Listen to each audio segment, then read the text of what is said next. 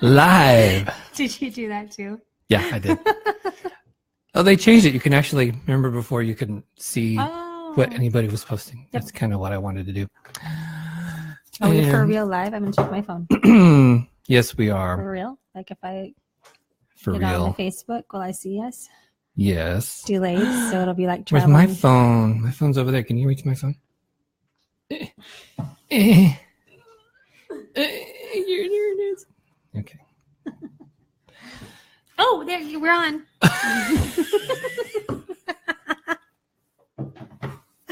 Hi. That's my girl. So we're gonna record this like the video's not there. You have your earphones on. It's okay. I need to hear. Okay. I'm special. So like I don't get to look at the. Okay. You could. If I get distracted, then I'll start playing with my hair. But yeah. So, ready? I am. Okay. Okay. Hi. Welcome to part 2, the interview with the amazing Jess. She is amazing. And I wanted to do a part 2 because a lot has changed since August of 2016. Mm-hmm. Learned a whole bunch of new health stuff. Went through another job. Yeah. And of course, how God fits all into that is fun. Yeah. But I mentioned to Jess earlier what this is really for is somebody who might be going through the same health stuff that they might not know it, or maybe they do know it, and they want to know what to expect or what they should do because it led you to actually be able to fulfill a dream, hopefully. We'll see. We'll get to walk down the path of a dream. Yes. Can I can't hear. There it is. We have a funky wire or something. I don't know what it is. It must be the wire because you changed the. I did. Should I get closer? Maybe. Should I get closer? We'll leave that in. Totally leaving that. Okay. So. Okay. Let's go way back to when you didn't know you were sick.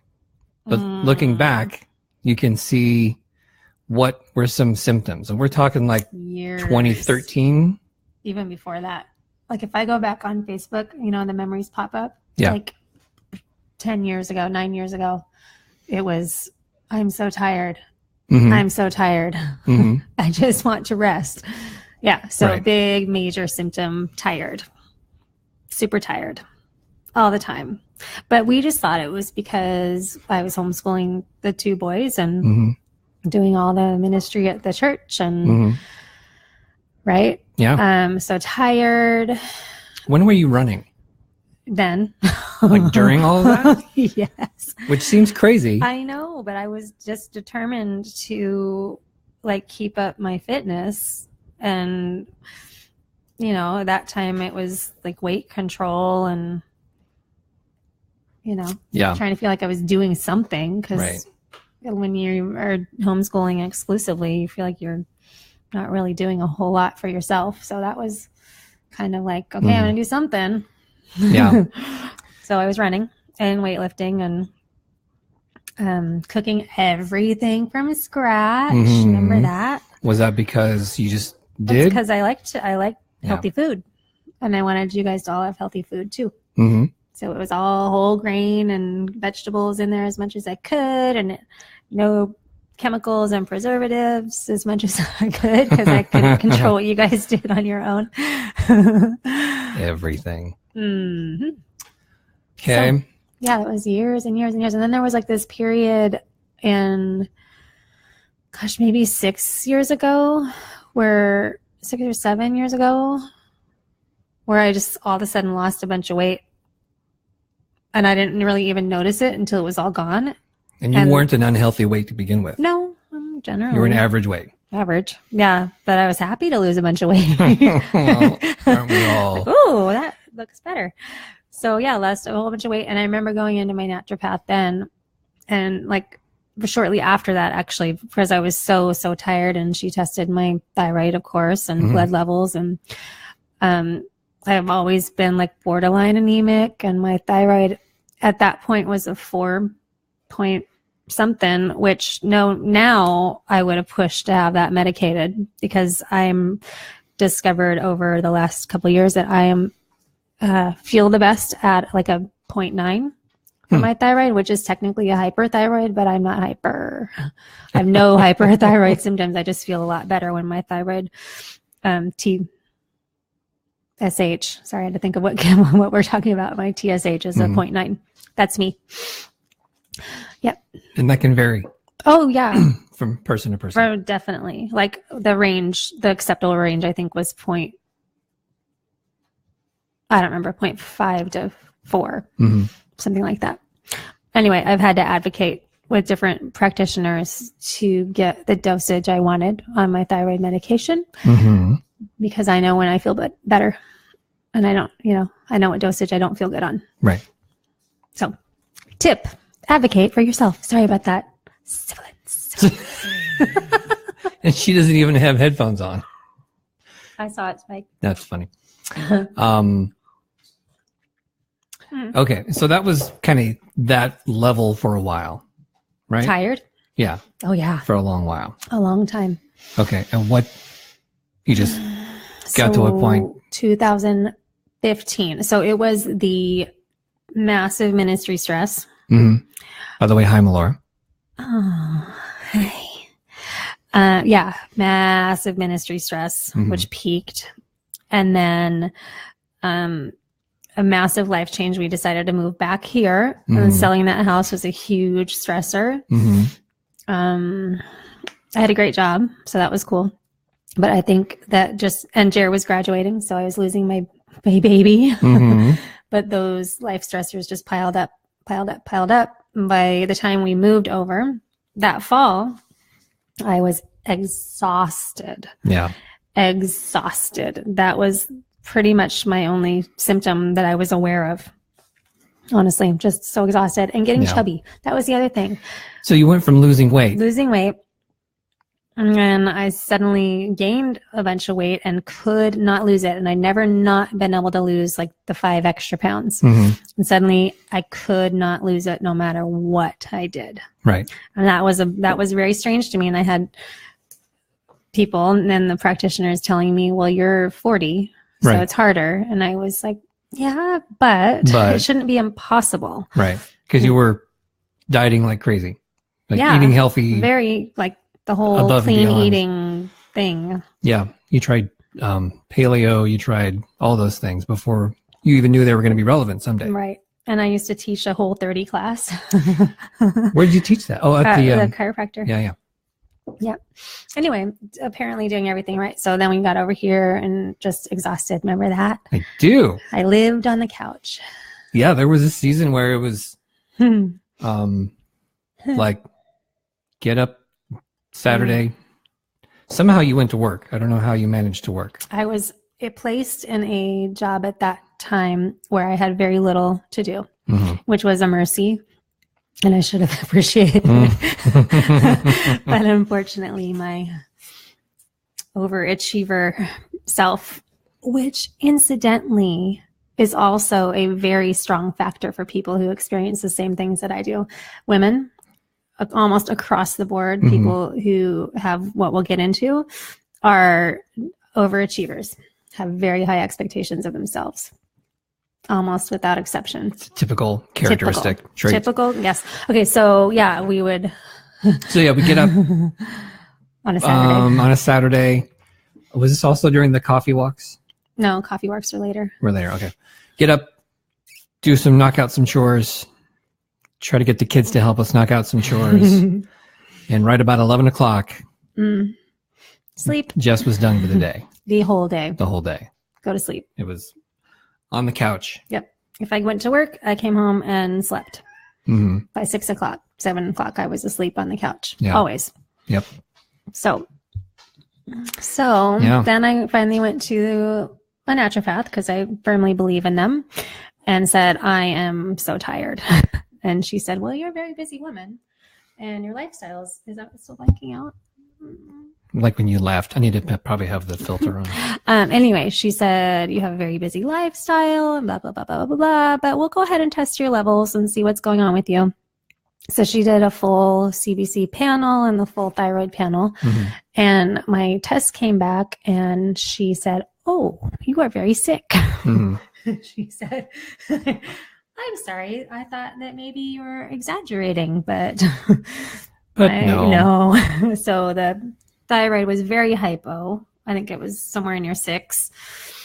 And all my blood chemistry was off. I was deficient in every major vitamin your body needs in order to function. Mm-hmm. What else was wrong? I had adrenal fatigue. I had chronic fatigue syndrome. Mm-hmm. So this is round 1 of diagnoses. And so she put me on thyroid medication, which is great, and started just addressing the other things through some dietary recommendations, which was removing gluten and dairy from the diet, and then just like specific supplementation, the way that naturopaths do, which is awesome. And so we did that for months, and I was not getting better. Every time I went back to see her, I was like, I'm so tired still. I'm doing everything. Was that with the giant thing of supplements too, or was that later? Well, that was that round, not the big round. Mm-hmm. So she then did some allergy testing, and I went to a rheumatologist and a hematologist. And I don't, so I got my autoimmune diagnoses, which are Hashimoto's, mm-hmm. Hashimoto's, thyroidosis. Call it the Hashi. The Hashi, and celiac, which are pretty common together.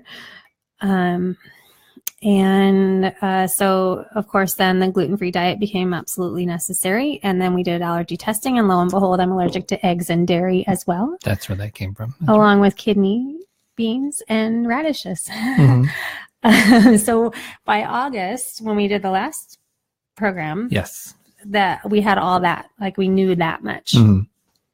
And that was so hard to deal with. Yeah. No more bread. No more cheese. No more cheese. I mean, it was no more eggs. Hard, sad. It was sad. Yeah. It was a sad time. And at that point, she put me on the autoimmune paleo diet, which I highly recommend. Very, very, very good. But, all the joy went out of eating, and I like to eat. And let me tell you. I like to eat. When the joy goes out of eating, it generally goes out of everything. Like, even though I could still eat whatever I wanted and did on many occasions, I also tried to be supportive and eat along with. But that was a tough thing. Mm-hmm. And I think... I don't know why that keeps...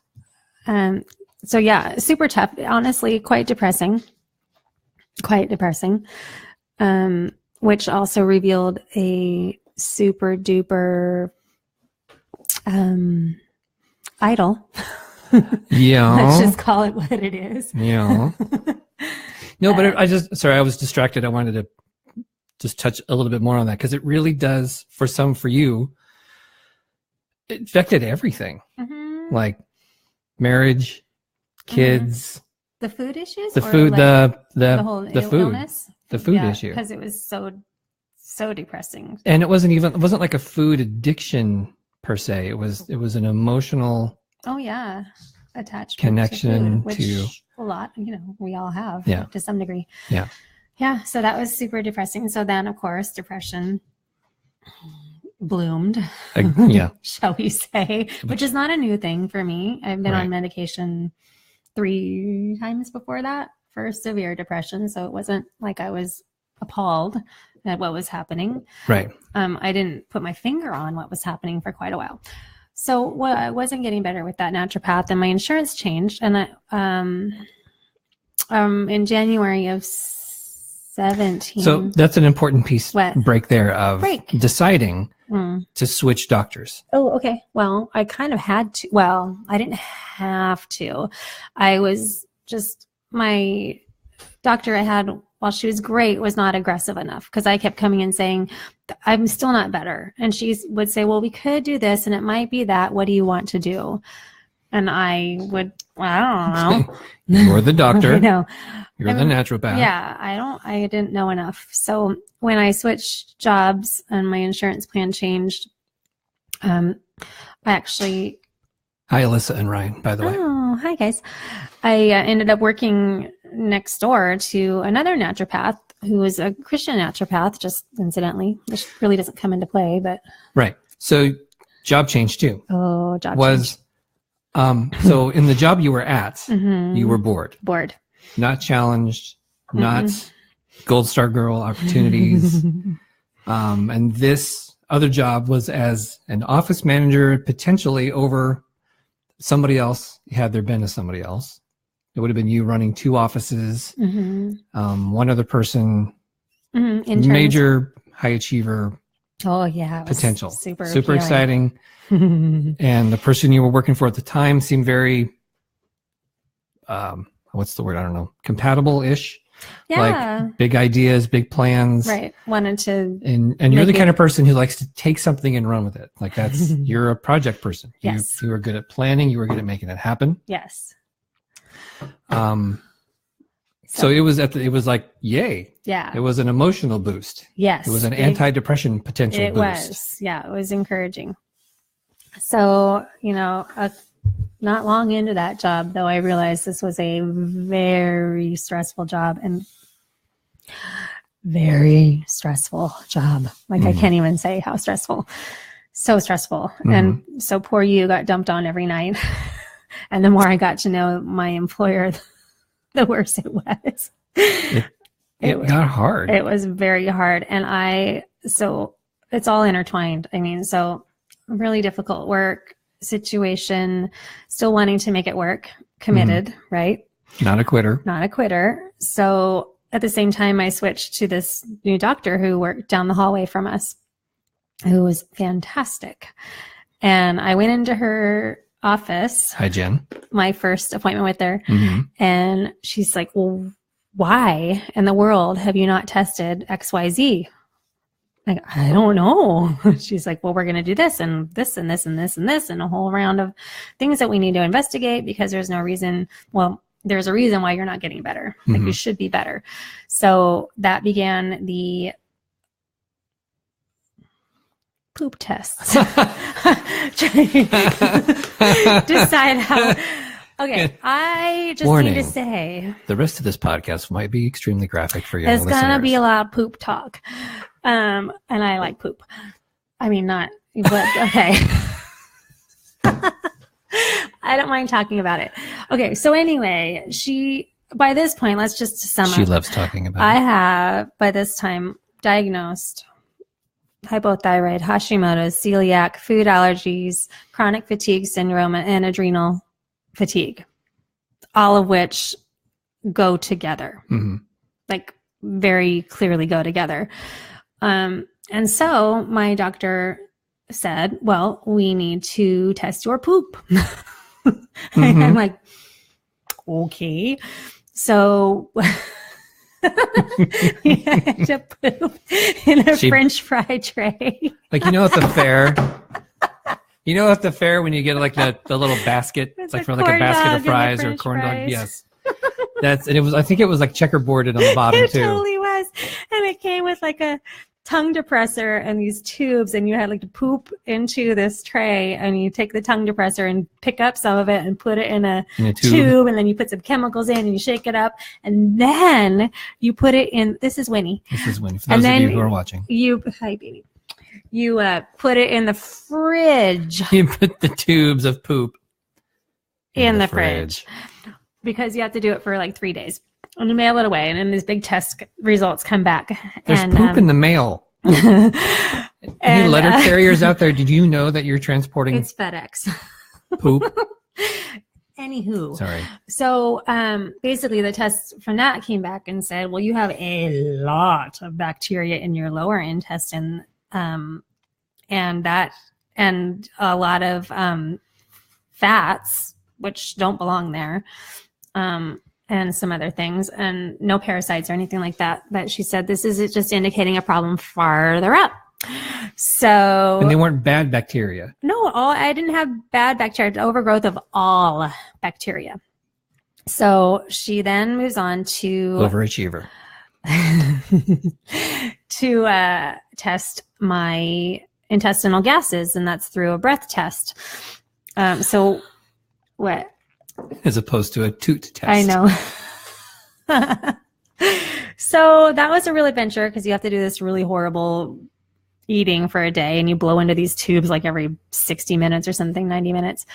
Anyway, that was come back, and surprise, surprise, I now have discovered why I wasn't getting better. So I have SIBO or SIBO. I've heard it both ways. It's small intestinal bacterial overgrowth. I sound disgusting. Like, I sound like gross. Anyway, so the big thing about SIBO is with the conditions that I have, the SIBO produces a chemical reaction. It's methylation. I don't fully understand it, but basically the effect of it is that none of my other conditions are going to get better while this is happening. So I can't absorb nutrients. So it's not an underlying cause. But it's an underlying contributing factor. Preventer. Yeah, underlying preventer of fixing the other stuff. Mm-hmm. So this was like the light bulb moment for my doctor and I. Like, okay, this is why you're not getting better. Guess what you have to do now? You only thought the diet was bad before. I had to eat. What's the diet called? Bi-phasic diet. The bi-phasic diet. That's the one that she put me on, the protocol she put me on. There's several different approaches to this. Basically, it's low FODMAP eating, but it's specific to SIBO. So low FODMAP is so FODMAPs basically ferment in your belly. They're different food compounds that ferment in your gut when you have an overgrowth of bacteria, and they feed the bacteria, which then causes this cascading effect in your body. So lots of intestinal problems like icky tummy. Your poop is super weird in one day. It's like all of the weather all at once. Anyway, those are my symptoms, and fatigue and brain fog, and they all just went together. So the diet, that protocol, do you want to get into it? I do, but how was, before I forget, maybe that comes up later, how was stress a contributing factor in that? Because your doctor at one point said, stress is feeding all of this. Stress is one of the biggest factors hindering any improvement in all of it. Every single condition I have. It's a symptom of all of those conditions, and it's a contributing factor. So, and here I am in the most stressful job I've ever had. Not getting better. So this is like last summer when all this is coming down, like July, August. And so I go on this awful diet that is meat. I can't have eggs because I'm allergic. And then certain vegetables in very carefully measured portions. No fruit at the beginning. Certain nuts in very carefully measured portions. And that's it. Coconut oil, olive oil. That's it. Yeah. No sugar. No sugar. Sugar bad. So I stayed on that for 3 months. And I started getting better, but not great. Like I was like, oh, okay. So I kept telling my doctor, like, I have this job is so stressful. I don't know. And she's like, yeah, I mean, it's a decision you got to make. And so eventually everything kind of came together so that I could quit and go back to my old job in a different office that was going to be a little more challenging. So I took a week off After I quit that job, took a week off. So the diet evolved, though. The diet evolved. Because I'm imagining somebody listening going, how long were you on that diet? Well, it's different for everyone. You're on it, and you slowly start introducing food as your gut can handle it. So I started getting a little weak and shaky, so we introduced quinoa and rice in small amounts. I think I was, what was that? August, September, October, November, about 4 months. And then we started just reintroducing lower FODMAP foods and kind of doing an experimental reintroduction, which is what you have to do. And you keep a food diary and you see, like, you eat a little bit of the food and what reactions do you notice? Bloating is a huge one you're going to look for. Any type of intestinal response. Those are indicating that the bacteria is being fed. The thing with SIBO is that it's extremely hard to get rid of and has a very high rate of reoccurrence. So kind of once you have it, you're going to deal with it the rest of your life in some form or another. It's management. Management. Yeah, we've been reintroducing foods. Up till now, still reintroducing foods, and I went a little overboard a week or two ago, and I'm dealing with the consequences of that. So at some point, you started to lose crazy weight. Oh, yeah.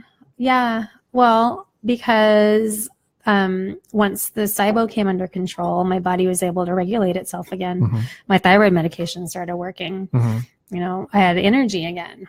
Yeah, the Saturday half days were no longer a thing. No, like everything, once we were able to address the SIBO and all the other body systems could get back in order. Everything, it's amazing. I'm not like all better. Like Hashimoto's and celiac are chronic disease. They'll never go away. But they're manageable, you know, and it's honestly, I take a lot of specific supplements based on exactly how my organs are responding. But I feel great. Yeah. I feel great. I lost all that weight, which is nice. Yeah. Yeah. I kind of got used to a mellow house. I know. And then all of a sudden, boom! Let's go do stuff. Jess is back. So, I guess, what do we miss? Okay, so spiritually, we were wanting to talk about that. I think so we'll talk about the same time period maybe in multiple ways, because the last podcast in August of 2016, you were starting to ramp up the Holy Yoga again. Oh, yeah. Yeah. So, because I really wanted to be doing it, but my body wouldn't let me, right? So we would take a break and then come back to it and take a break. And then finally, I think it was like March of 2017, March-ish, that I was like, yeah, I can't. I got nothing. Like, I can't do this. Yeah, physically or spiritually. Yeah, physically and definitely spiritually. Thank you. Because at that point, I was super duper duper depressed. Like, I remember laying in bed every morning, like, what is this even about? Like, why even bother getting up? You know. They don't. Had no perspective on, like, I thought it's never going to change. I'm never going to get better. You know, when you're in depression, you have no rational thought. You just don't. And you don't, but you believe everything you're thinking, right? Because it's logical. Right. But then part of you is like, I'm like, why am I thinking like this? But you can't do anything about it. So I was asking my doctor, like, can we please deal with this? Like, this is a huge factor. We need to deal with this depression. And so we tried several, I think 4 different natural things for it, and nothing was working. So I finally got put on a medication that I know works, and it does. It works. For you. For me. Yeah. That's my who was it? One of my friends, my special friend, calls it God's little pills of grace or something like that. That's right. Is she on here? No. She's not. She might watch it later. Yeah. Yeah. Anyway, God's and I accept that. That's for me. So yeah. So I have 3 prescriptions that I take. One of them, my antidepressants and thyroid and intestinal mobility medication.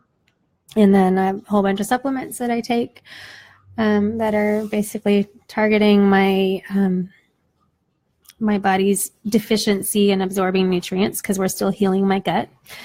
And okay, so I stopped teaching yoga. And then in the summer, I was like, I can't not do something I like. I need to do something I like. And the kids moved out. And so we had the big empty front room. So we thought, well, let's turn it into a yoga studio and I can start teaching again. So did I teach one class? No. I taught 2. That's right. And I ended up canceling one of them because, what was I thinking? Well, you got the other job. I did. So, went back to my old job in a different location. Less boring. So I took the week off, started working, and within a week I felt almost 100% better. Like that stress relief was huge for me. My body started healing. Yeah. And that's really when I started actually losing the weight that had stuck on from the illness. So stress seems to be the main factor in all of that kicking in. It was for me. And it makes a lot of sense now the more I'm learning about the adrenals and their role in like regulating the body functions. Actually, your adrenals, the hormones that are released by the adrenals regulate every single major body function. So stress is a weird thing, I think, because everyone experiences some degree of stress at some level. It's normal. It's just going to be a part of life. So it's not like someone can say, to their spouse or their boss or whoever and say, look, my doctor says I can't experience any form of stress. Well, if you have a massive heart condition. Right. Well, yeah. So you have to work around me to make sure I don't experience any stress. No. That's not an option. No. But if you can change what you can change externally. Exactly. And then what do you have to change internally to contribute to that? Oh, gosh. There's lots of factors. So healing the depression is a big part of stress relief for me. So being able to evaluate life through unclouded eyes, right? And then to be able to make appropriate decisions and responses to circumstances. So this comes then from me when I'm in depression, I cannot connect to God. Are you smiling at? Oh, Mom and Dad.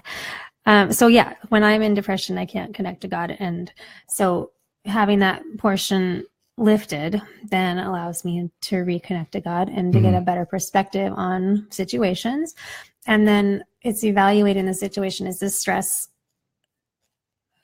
one that God wants me to have, to draw closer to him and lean into him? Is this one that's a circumstance that I brought on myself? Right? Is this a relational stress? Is there some way I can handle this relational stress? Are there personal practices I can put into place to help me relieve stress?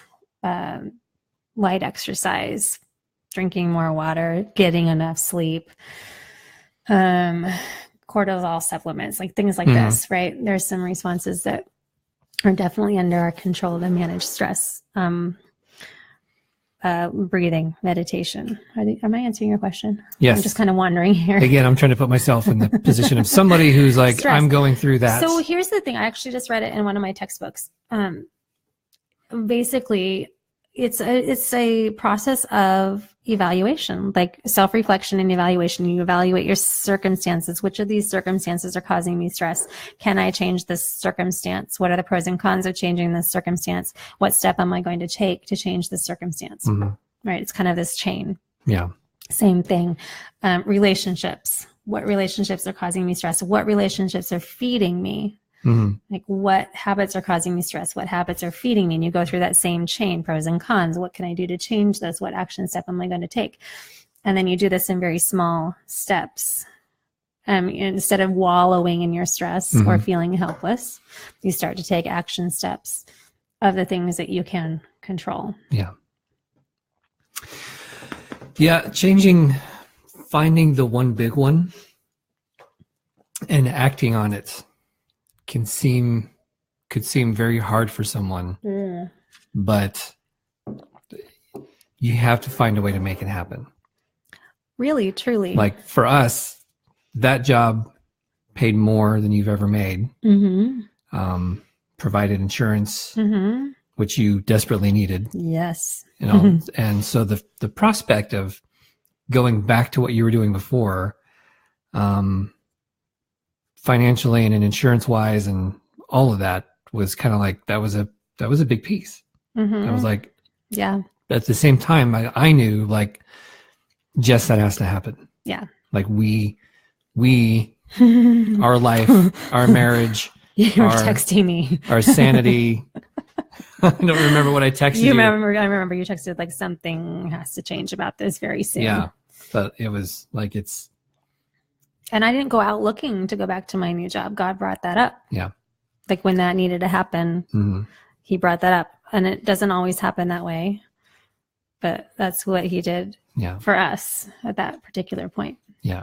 Cause it's a cost thing. It's like, at first I'm thinking like, following Jesus means counting the cost on a different scale. If a couple is in the same kind of situation, what are you willing to pay for? You're willing to sacrifice for that's a better word. To sacrifice for, like I'm having trouble with the words for some reason. What am I trying to say, Jess? She's mind melding me for the podcast listener. You're evaluating like, what's worth more. Yeah. Want money or relationship? Yeah, that kind of the security that might otherwise come from one or of you working to help provide and make more money is not worth the relationship stress, and it's not worth the health stress. Nope. That nope. One can go through. So find a way to change it. Yeah. Like I don't know, I feel like someone might be listening. Like, I don't know, I'm scared to change it, or I don't know if I should, how. That's a scary thought. Here's the dealio. Ooh. If it comes down to money, right? We are, as a culture, extremely lazy in how we spend our money. And if someone needed to make a change that would affect their finances, you can cut back. You can, unless you're literally living at the very lowest of your, within your means, like no extras whatsoever. There's always somewhere to cut back. Right? Yeah, for sure. Yeah. But, and it may, when you're really experiencing stress, sometimes you need somebody from the outside to just help you sit down and walk through those evaluating tools of, from the outside of your situation. Yeah. Because in your case, you couldn't, the other things you listed that you did after changing jobs, you could not do. Like resting? Like the all of the spiritual stuff that you were then able to go to help fill in the gap. Right. You couldn't participate in those things because this big stress bomb was in the way. Yeah. Yeah. And that's the way I function. Yeah. Like it just is all consuming stress. But if someone can start incorporating a couple of those things in to start supplementing, maybe in advance of a change. What couple of things? The prayer, the meditation. Ways of handling stress. Yeah. The passive ones, especially, go for a walk, sit outside and look at the leaves. Breathe. Like literally do nothing but sit and breathe. Take a bath. Yeah. I'm going to sound like a radio station. Positive music. Not like, Or no music. Sometimes we need to learn to sit in the quiet and just wait for God to speak. And even during all of that time, it's not a matter of like just having somebody speak into your life. You know what I mean? Like I was in groups and in community and fellowship where the specific purpose was for us to connect with God and to speak into each other's lives. And it was happening, but I couldn't receive it because of the way I'm wired. that if my physical body is not operating the way it should be, my spiritual self cannot operate the way it should be, which is one of our big things. It's becoming one of our big things, this idea of holistic personhood, I guess. Yeah, that might be a big aha for someone. Where your physicality is directly tied to your spiritual walk. It just is. It just is. And it may manifest differently for different people. Mine is very distinct, but it's just a fact of the way that we're made. We are not a physical body and a spiritual person. Yeah. We are all one. Yeah, I saw a friend on Facebook frustrated with a friend of his about who just said, like, stop being depressed. And it's like you can't just always make the choice. Now, if you're in a, like, bummed or frustrated, or, you know, that's one thing. Like, there are times when you can change gears and focus on the right things. And David in the Psalms, why so downcast, oh my soul, like, talks to himself and just put your hope in God. Like, you instructing yourself. Yes, there are times when that's effective. Yeah. So if those cases, by all means do. But if there's a biological component to it, it's legitimate. Yeah. So whether it is chronic illnesses or the need for a supplement or a prescription drug or who knows what, like, fix that mess. Fix that hot mess. And you'll like, where has this been my whole life? Or this last 5 years or whatever. Yeah. It's okay. So now you're back to yoga. Yeah. Back to teaching. Yep. And when we say yoga, we're talking about holy yoga. We're talking about not just her making people stretch. No. There's a whole spiritual discipleship component that she's really good at, which is why I call her the Amazing Jess. And why I still like the name Messy Jessie Yoga, because it's yoga for anybody. Yeah. We're pretty cash. Yeah. And so we've been going for, I don't know, several months. Yoga? Yeah. Yeah, since like started August. In the fall and then took Christmas off. Yeah, Christmas off, and we're back, and I have a new location, and the class tripled this week, which was really weird and fun. And so still, teaching holy yoga, just providing opportunity for people to connect with God while they, it's the spiritual and the physical again, while they move their bodies and benefit from the way we were created to move and breathe and function, and just giving them time and space to hear from God. So holy yoga is happening weekly, and you mentioned earlier on, you're like, why is all this happening? Why I'm the depression, the food frustration, the all of it, and the way that your physical healing has come about has primarily been through nutrition. Yeah, definitely nutrition. Yep. So. And what's something you've always wanted to do, Jess, even before all this? I have always wanted to work with patients and heal them. So I was pre-med, and then I was a nursing major, and then I met you and went to Bible college. And you wanted to be a counselor. And I wanted to be a counselor.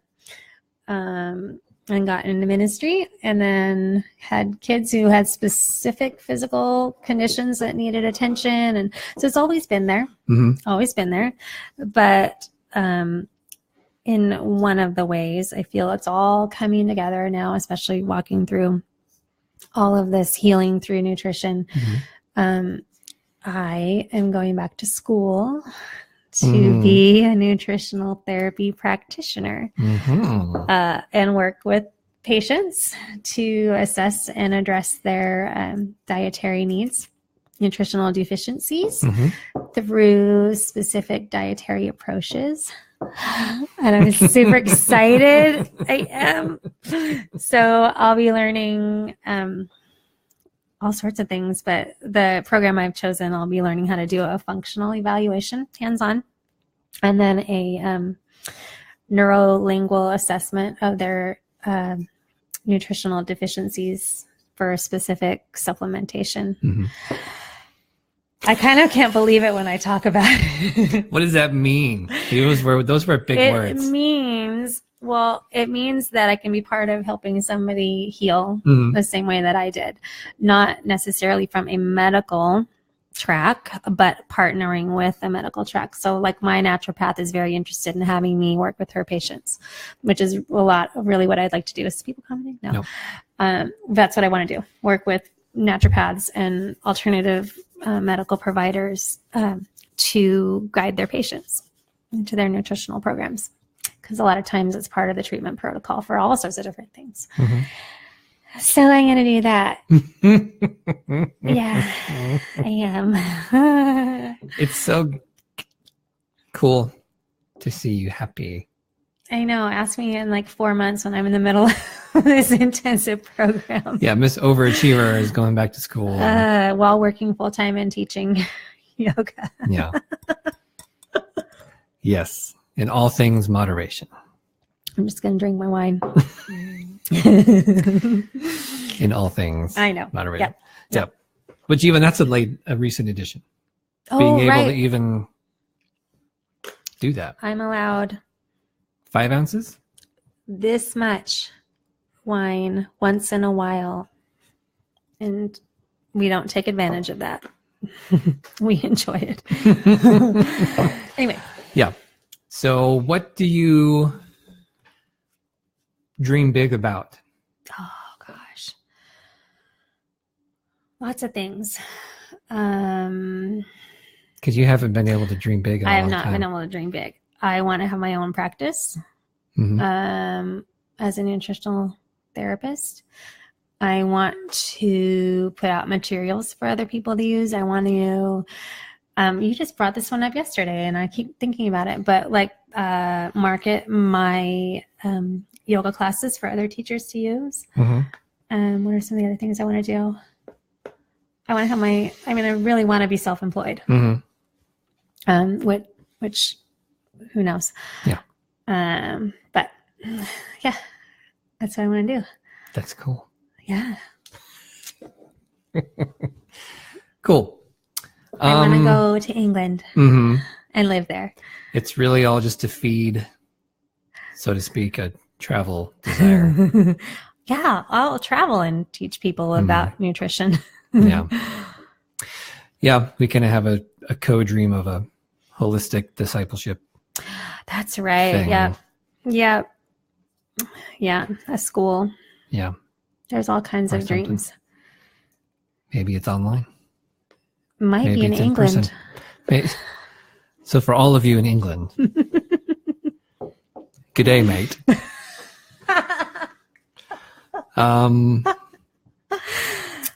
Yeah. Okay. Did we cover it all? We did. We have a dog. Oh, Winnie. Come here. Come here. Come say hi. And hi, Becca. Coming in at the end. You missed We're it all, in the Beck. process of wrapping up. Say hi. Say hi. It's You gonna stand up? the dog is here for. She's gonna get up and join us. Come on. Up. Oh, she burped. That wasn't us. Here you go. Can you hear that? I can hear that. You can This hear is Winnie. her lip smacking. You're so gross. In All right. Sorry, that was very funky. Winnie, I love you. Okay, and so we're gonna have like links to whatever we can have links to on the post for this. We have a potential name, but we're keeping it secret for now. It's so cute. And so we're looking forward to stuff coming soon-ish. Yeah. Over the next Yeah. months. Yep. So signing off for the podcast part. Bye-bye. And we're still on the Facebook Live. So hi, everybody. Oh, and my mom and dad are so funny. I know. They might be the one person watching right now. I'm not sure. Probably. Because it says up in the corner, one with an eyeball. I think it's my mom. And, Typing in all caps. Yeah. So this, it's, thank you. Cheers. We are happy. Things are good. Yeah. So thank you for tuning in every once in a while, Facebook Live. I'm going to be doing something on Facebook Live. Yeah, I saw it. Every Monday. Mondays from starting at 6:30. I hope we'll see how long I can last doing this. But you will succeed. Like my Jess mom was, says so. Jess was saying earlier, getting back to doing something you love, I really miss teaching. So I'm just going to teach on the interwebs for whoever's going to watch or not watch. And in person. So Mondays, every Monday, but I'm going to rotate Mondays, the topic. First Mondays is Old Testament. Second Mondays is New Testament. Third Mondays is a topical. So I think we're going to start with the Holy Spirit. And the fourth Monday of the month is Q&A. So stuff coming from those previous weeks, if people are watching and contributing or whatever I can find to answer or try to answer. Cool. So we'll see. Good. Yep. There we go. Okay. High five. High five. Winnie's in it too. Okay. Bye, everybody. Bye. Clicking, click.